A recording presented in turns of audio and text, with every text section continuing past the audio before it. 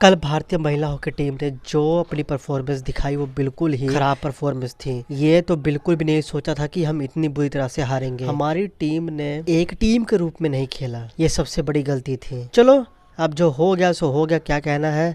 अब भारत को bronze medal के लिए ये लड़ाई लड़नी है, पर यह लड़ाई आसान नहीं है। लगभग अगर मैं बोलूं तो शायद हमको खाली हाथ भी वापस लौटना पड़ सकता है। अब ये मैं क्यों बोल रहा हूँ, इसके पीछे क्या वजह है, ये जानकर आप भी हैरान हो जाओगे। तो बस वीडियो के लास्ट तक बने रहिए, टाइम वेस्ट नहीं होगा, कुछ ना कुछ सीख के जाओगे, कुछ ना कुछ जान के ही जाओगे अलग। तो शनिवार को ब्रोंज मेडल का मुकाबला होगा और भारत जापान के खिलाफ मैदान में उतरेगी। और ये बहुत ही इंटरेस्टिंग एक फैक्ट है, यहाँ पर इतिहास खुद को दोहरा रहा है।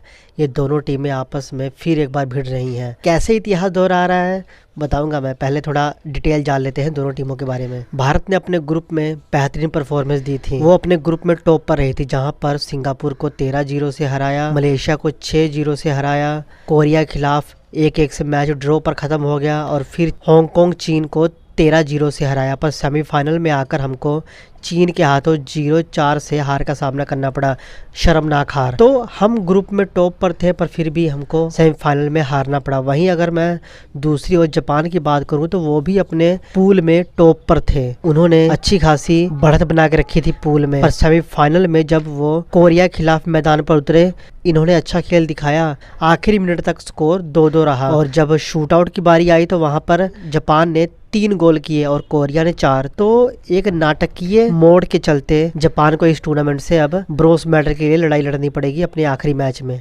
भारत और जापान ब्रोंज मेडल के लिए आमने सामने होने की तैयारी कर रही है। दोनों टीमें उच्च स्तर पर और पोडियम पर इस टूर्नामेंट को अलविदा कहना चाहेंगे, अपनी जगह सुरक्षित करना चाहेंगे पोडियम पर। और ये एक तरह से एक मुक्ति की तरह होगा, एक शांति मिल सकती है जो जख्मों पर मरहम का काम करेगी, ताकि घर कम से कम कुछ तो लेके जाए। विशेष रूप से अगर मैं बात करूं तो क्यों इतिहास खुद को दोहरा रहा है, तो 2018 के एशियाई खेलों में भारत और जापान ही फाइनल में एक दूसरे के खिलाफ भिड़े थे, जहां पर जापान ने 2-1 से हमारी टीम को हरा दिया था और गोल्ड मेडल जीत लिया था, और हमारी महिला की टीम ने सिल्वर मेडल जीता था। और इस बार फिर ये दोनों टीमें अपना एशियाई खेल का आखिरी मैच एक दूसरे के खिलाफ ही खेल रही हैं, पर इस बार गोल्ड और सिल्वर के लिए नहीं, ब्रोंज मेडल के लिए।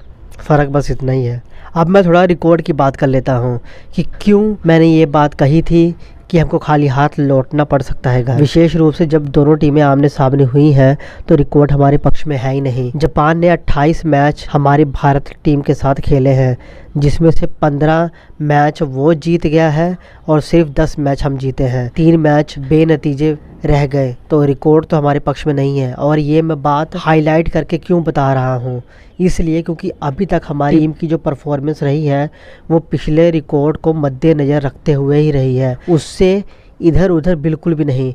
95% जो इस टूर्नामेंट में रिजल्ट आए हैं वो पिछले रिकॉर्ड के हिसाब से ही आए हैं। पूल में जिन टीमों को हमने हराया बड़े अंतर से, उनके खिलाफ हमने पास्ट में भी अच्छे परफॉर्मेंस दिए थे। कोरिया के खिलाफ मैच ड्रॉ रहा तो वहां पर हमारा मुकाबला पहले भी आसपास ही रहा है, एकदम कड़ी टक्कर वाला, तो इसलिए वो एक वैलिड रिजल्ट था। वहीं चीन के खिलाफ जो हमको हार का सामना करना पड़ा था, वहां पर भी भले ही हम रैंकिंग में आगे थे, पर एशियाई खेलों के रिकॉर्ड में चीन हमसे आगे था।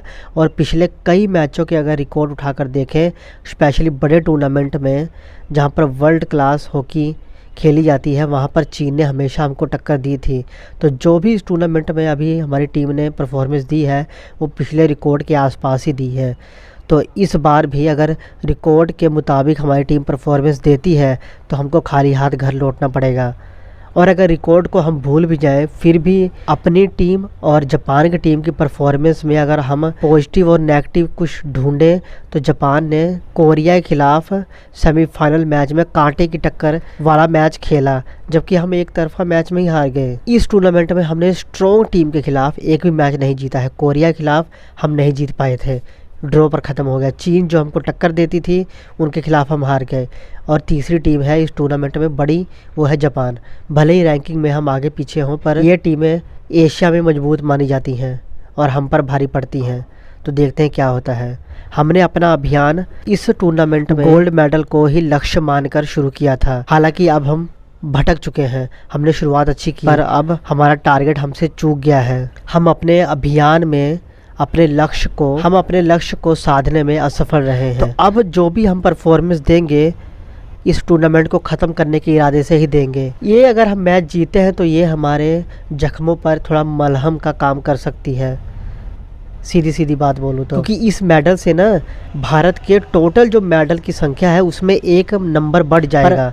हमारी टीम की जो पर्सनल परफॉर्मेंस है उसमें कुछ भी बढ़ोतरी नहीं होगी, क्योंकि इस ब्रोंज मेडल से पर्सनल तौर पर हमारी टीम को कोई बड़ा फायदा नहीं होने वाला। इस टूर्नामेंट में हमारी यात्रा उतार और चढ़ाव से भरी थी, लेकिन हमारी भावना अटूट है, हमारे खिलाड़ियों की भावना अटूट है, दर्शकों की भावना अटूट है, और हमारे दर्शक जानते हैं कि हमारे खिलाड़ी इस टूर्नामेंट को सही तरीके से अलविदा कहेंगे। खाली हाथ अगर ना घर आए तो थोड़ा अच्छा रहेगा। रिकॉर्ड कुछ भी कहे, कोशिश यही रहेगी कि इस बार रिकॉर्ड से हटकर कुछ परफॉर्मेंस की जाए। चुनौती काफी तगड़ी है इस बार हमारी टीम की, और हॉकी के सभी प्रशंसक एक ही कामना है कि जब भी हमारी टीम अपना जब आखिरी मैच खेले तो वो सर उठाकर मैदान से बाहर आए, ना कि सर झुकाकर। तो ये मैच कल खेला जाएगा 7 अक्टूबर को दोपहर को 1:30 बजे। आपका क्या विचार है कि हम जीत पाएंगे कि नहीं जीत पाएंगे? जो भी विचार है कमेंट करके बताइए। चैनल को सब्सक्राइब कीजिए। मिलेंगे आपसे नेक्स्ट वीडियो में, तब तक के लिए जय हिंद।